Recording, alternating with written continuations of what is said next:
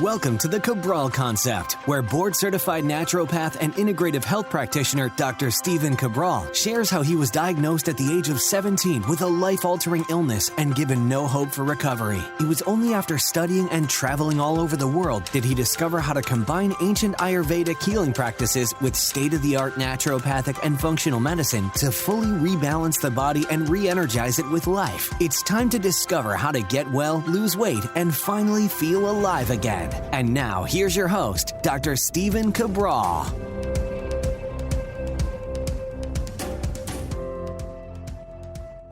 Hey everybody, welcome back. It's the weekend edition of the Cabral Concept. Thanks so much for tuning in here, especially if you're listening same day when this goes live on Saturday. I'll be answering our community's questions today. Every Saturday and Sunday I do this. I love being able to answer about a half a dozen questions each day, a dozen questions for the weekend for those people that love math. And it's always interesting to see kind of what's going on with the community. But I'll tell you this, after having done this now for, about 22 years or so, a little bit longer if you count part-time, that I'll tell you what, that the more things change, the more they stay the same, as I like to say, right? I didn't make that up, of course. But all we have are really new names for different diseases of the body. Right? And yes, we have new viruses, we have new this, we have new that, but nothing radically different than really what we've been dealing with. The problem is people are just more and more sick. They're more and more toxic. They're more and more medicated than they ever have been. And so my job, especially on these weekend house calls, is to simply try to share with you that there is an underlying root cause for everything. That it literally is the proverbial rain barrel overflowing that enables our bodies to show these signs of dis-ease. So what I want to do is I always want to take it back to the beginning. How can we figure out the underlying root causes? Because if we can do that, we can rebalance the body to then achieve a state of health. And in this state of health, dis-ease of the body cannot live. So that is what we're going to go over on this show and every show of the Cabral Concept. Just please do understand, I have to give you this disclaimer, and that is that we are not providing any medical advice, any diagnosis, any treatment or cure for any dis-ease of the body. But you also know my underlying philosophy, so you know why I wouldn't do that anyway. All right, let's get started with the show. First question is from Nicole. Nicole says, "Hi, Dr. Cabral. I have an Oura ring and I get quite a lot of deep sleep for above the average. Most nights I get over 3 hours of deep and it averages about 40% plus of my sleep. I get normal amounts of REM, but I was curious why I would get so much deep sleep. I'm active and go to sleep around 9:30 most nights. Is there any negative reasons as to why my body would sleep so much or get so much deep sleep? Is more of it a good thing? Thank you." Okay. Again, appreciate you tuning in. I've got lots of shows on how to increase your deep sleep and REM sleep. I get so many people ask me this question. You're already doing great, Nicole, which is amazing. That means your body's able to recover overnight. So I have not seen any detrimental effects of deep sleep. However, there are detrimental effects of REM sleep. Deep sleep typically happens earlier in the night from about 10 p.m. to 2 a.m., which is why I tell people try to get to bed a little bit earlier. Now, of course, you can still get deep sleep even if you go to bed at midnight or 2 a.m. I'm not saying that, but it works much better as your cortisol is dipping or at its lowest point right around 9:30 p.m. at night. Now, a quick aside, you don't have this issue, but some people get too much REM sleep.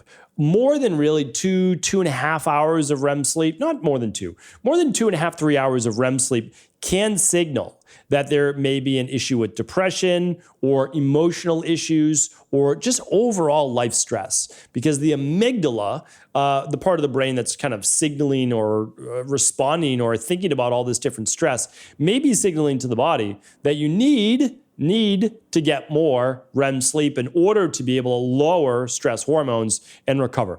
It's only one reason, but certainly we've seen that more and more REM is not necessarily a good thing. With deep, I have not seen a lot of negatives around deep sleep. If anybody knows of any, do leave them in the comments. I would love to see that research as well. So the good news is your deep sleep seems to be totally fine. Why might you be getting more of it? Because you're getting to bed you're getting to bed earlier and your body's dropping cortisol levels right away. You're producing more melatonin. You might have a good amount of serotonin being produced earlier in the night as well. It'd be interesting, Nicole, if you ever go to bed, don't do this on purpose, but if you ever go to bed at 11 p.m., do you get less deep sleep that night? If so, you may have your answer that your body is very in tune with going to bed at 9:30 p.m., getting you right into that deep sleep and helping your body to recover. All right, Alicia's up next. Dr. Cabral, I love your podcast and your wisdom. My question is about sauna. Well, thank you, Alicia. If you could have a sauna in your house, would you choose infrared sauna or dry sauna? I'm asking because I just bought a house and I will make some changes to it. I want to add a sauna and I'm not sure if infrared sauna would be better than regular dry sauna. Thanks in advance for your answer. All right, I've actually answered this before, but I'm absolutely happy to answer it again for you. And the answer is I love both because they both have unique advantages. A regular dry sauna, like a Finnish sauna, which I do have, it's outside though, it's called a barrel sauna. It can get up to 200 degrees. Not saying you want to get into a 200-degree sauna, but maybe you do, and you're able to do that with a nice dry sauna. So you can get that like 19-minute benefit that I've talked about before. If nobody knows what I'm talking about here, please do listen to the podcast called 19 Minutes of This. Basically, just check it out at stevencabral.com/podcasts. You probably even Google that as well, because it's been listened to many, many times where I gave the original research many years ago. So that you can do a sauna. Like, here's the thing. Okay, if you want to do your saunas in 20 minutes or less, but you want to do them frequently, 25 minutes or less, you want to do a dry sauna, okay? I'm going to give you a caveat in just a moment, which is what I do. But if you don't mind doing a 30, 40 minute or more sauna at a little lower temperature because you don't do so well at high heat, then an infrared sauna is great. An infrared sauna, though, will give you more of the detox-based functions at the lower temperature. It has been clinically shown to help with heavy metal detox and, believe it or not, even mold. So I love both. If I could give you a suggestion, it would be this. Buy a dry sauna, buy a Finnish sauna, and then you can bring in infrared lights if you want to the dry sauna. Okay, is it maybe as good as a pure infrared sauna? No, and a pure infrared sauna that has far, mid, and near, is absolutely fantastic. Or if you just want to do far or near, that's okay. But those are amazing as well. They do different things, and if you're really focused on detox, if you really want that for heavy metals and mold, get yourself a good infrared sauna. If you want to do shorter saunas, like I like to do, and you want to get the heat shock proteins really working, then you want that dry sauna that goes high temperature. Now, again, I can just bring in infrared light to my dry sauna and I get the best of, again, like I said, both worlds. So hopefully that's helpful. Tina's up next. It's 4 a.m. and I'm wide awake. I went to bed around 9:30 p.m. and between then and now I literally woke up 8 different times. I'm 53, did the big 5 plus the gut and parasite. My hormones are low. I did the 14-day detox, gallbladder flush, currently 5 weeks into the CBO, 6 weeks into the protocol that my IHP level 2 gave me to follow. I'm doing the adrenal soothe, adrenal energy, DHEA, the deep sleep protocol, magnesium. I'm following my protocols and I'm having little to no relief. I did 2 different parasite cleanses. I did the mold test and I have no mold in my body. I don't know what's going on with me. I just need to sleep. I'm unplugging 2 hours before sleep. I'm doing deep breathing, meditation. I do the theta healing, calming my sympathetic nervous system. My cortisol is high right before I go to sleep. I knew that was going to be what the answer. And in the morning, it's very low. I knew that was going to be the answer. I'm lost at this point and don't know what to do. Of course, I will keep doing my protocols. And after 12 weeks, I'm supposed to test my hormones again to see where my levels are. I just don't understand why I wake up at least 10 times per night. Okay, so we got it. Totally understand. I always say, this is not normal, but it's very common, right? I've seen this all the time in my practice. I used to be this person, right? So I totally get it. All right, here's what you need to look at. Your hormones aren't balanced. That's the main thing. So yes, gut function matters. Yes, liver function matters. All that matters, but we need to balance your hormones. Bottom line. That's the bottom line. Okay. So we need to make sure you're getting enough B vitamins so you produce enough serotonin so you produce enough melatonin. So that's very, very important. All right. You need to make sure you're getting enough B vitamins. I'm sure you're probably doing the daily nutritional support. I'm sure you're probably doing like an activated B complex at lunch, maybe even one at dinner. Okay. Good. Again, I can't give you exact advice because I don't have any of your labs, but I get it. You most likely want to be using that adrenal soothe at lunch and the adrenal soothe at dinner and the magnesium at dinner and potentially before bed. DHEA seems like a good idea because if you're low in estrogen, well, you're not going to be able to sleep either. That's really important. But we also want to make sure you're high enough in progesterone as well. My recommendation is, it sounds like you're on a great protocol. It's just these things aren't able to be necessarily fixed in 4 to 6 weeks. So we need to keep working with it, but we need to relax that sympathetic nervous system. We need to relax that cortisol before bed because if not, well, we're not going to be able to get the proper hormones that we need in order to be able to literally unplug the body and rest and relax. So you're on the right path. You're doing your breath work. Definitely you should be working with someone to just release any trauma if there's any there, any emotional based stress. You need to get that out of the body or your body can't literally unwind and get into the parasympathetic nervous system. The good news is this, Tina, we know what most likely is, right? There's definitely this low hormone issue with potentially progesterone and estrogen. We see this all the time. Again, I don't know if you are in premenopause, perimenopause, menopause. I have no idea. But we do see this all the time. There's a sleep-based issue. We need to make sure we're balancing that. So 12 to 16 weeks on this protocol. Stay on the supplements. Retest. Where are you on the supplements? How are you doing? Do we need to increase some of them, decrease some of them? And then eventually in time, you're going to be able to wean off many of them as the lifestyle and the relaxation of the nervous system takes hold. All right? You're on the right track, Tina. I know it's frustrating. Believe me, I've been there. Make sure you're using that sleep health protocol as well. All right, Amy's up next. After having the virus for 8 months, or 8 months ago, sorry, let me just write down. I always like to censor myself as well so the podcast doesn't get censored. I noticed my underarm odor got very strong, oniony smell. Previously, I had very light to no body odor. I haven't changed anything in my diet. I don't eat a lot of onions or garlic or supplements. What could be causing this? I'm a healthy 38-year-old female. Thanks. Okay, this was written on March 19th. Just so everybody knows, we're about 8 to 10 weeks behind. Yeah, that's about it. 8 to 10 weeks. So, I can give you the answer. So believe it or not, I know that this is pretty wild, but they actually have dogs that are able to now detect cancer, certain viruses, etc. in humans. And the reason is that their body odor actually changes, right? It smells a certain way. But and I know it's wild, but your body odor changes based on your overall health. Now, it doesn't mean you're not healthy, but what we do know about this particular virus is the inflammation seems to hang around for a little bit.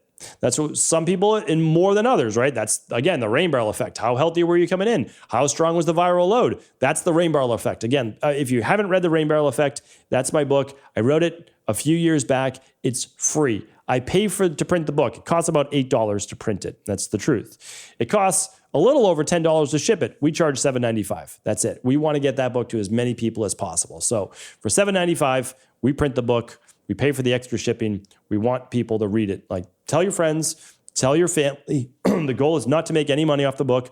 Any money I do make from Amazon sales, I donate 100% of it to charity. The goal is to get it out because the rain barrel effect explains all of this. It's also why, again, people who are not as healthy or more toxic typically have a stronger body odor.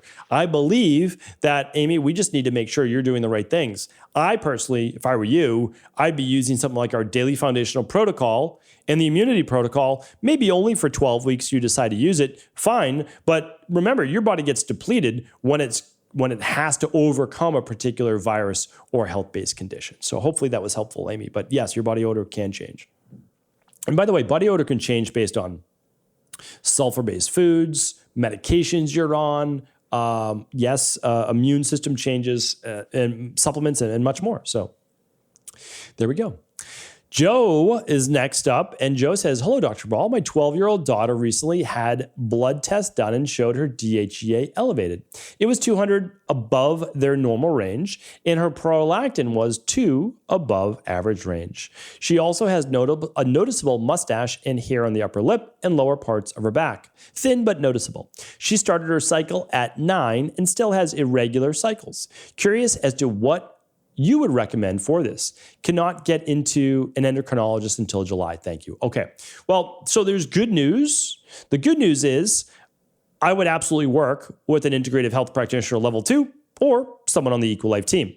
And the bottom line is you're going to go to an endocrinologist. Really, what are they going to tell you? Like, honestly, like I'm not trying to put conventional medicine down. I'm not.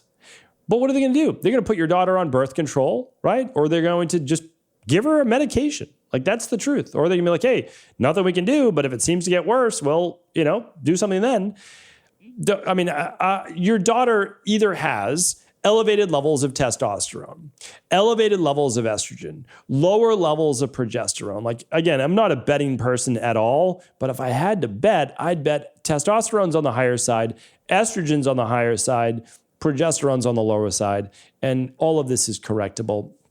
It's correctable through nutrition. It's correctable through stress. It's correctable through nutritional supplements. It's correctable through exercise. Like, it's all correctable. And so I just don't want to see your daughter, who's 12 years old, end up with PCOS, dysregulated blood sugar, testosterone, estrogen dominance, low thyroid, etc. So that's what I recommend. You don't have to work with us. Again, like, I am a messenger for health. That's all I want to be as a teacher. That's it. I just want to be a teacher of health. Please go find a great naturopathic doctor locally where you live. Work virtually with an integrative health practitioner level 2. You can go to ihp.coach. That's it, just ihp.coach, or the longer name for the website is integrativehealthpractitioner.org. Choose a practitioner that fits you. Like, nothing wrong with it at all. That's fantastic. You don't have to work with us at Equal Life. If you want to, you can. Like, that's the thing, is like, I'm not here to sell anybody on anything, but I can tell you for sure that there is a hormonal imbalance, most likely.